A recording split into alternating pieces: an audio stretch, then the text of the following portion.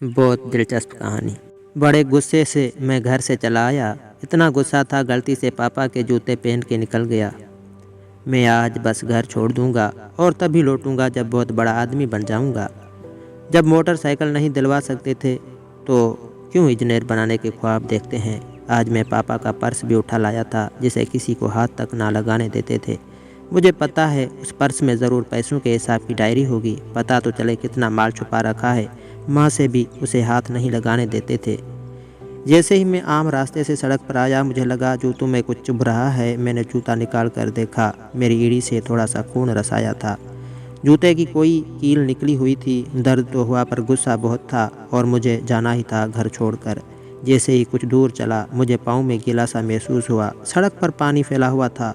पाँव उठा के देखा तो जूते के तलवे फटे हुए थे। जैसे तैसे लंगड़ा लंगड़ा कर बस स्टॉप पहुंचा तो पता चला बस 1 घंटा लेट है। मैंने सोचा क्यों ना पर्स की तलाशी ली जाए। पर्स खोला, एक पर्ची दिखाई दी, लिखा था लैपटॉप के लिए 40,000 कर्ज लिए। पर लैपटॉप तो घर में सिर्फ मेरे पास है। दूसरी एक चिटमुड़ी तुड़ी देखी, उसमें उनकी ऑफिस की किसी शौक डे का लिखा था। उन्होंने शौक लिखा, अच्छा जूते पहनना, वो अच्छे जूते पहनना। पर उनके जूते तो माँ गुज़श्ता 4 माह से हर पहली को कहती कि नए जूते ले लीजिए और वो हर बार कहते अभी तो 6 माह जूते और चल जाएंगे। मेरी समझ में अब आया कि कैसे चल जाएंगे। तीसरी पर्ची खोली, पुराना स्कूटर दीजिए, एक्सचेंज में नई मोटरसाइकिल ले जाएं। पढ़ते ही दिमाग घूम गया। पापा का स्कूटर, ओ खुदाया। मैं घर की तरफ दौड़ा।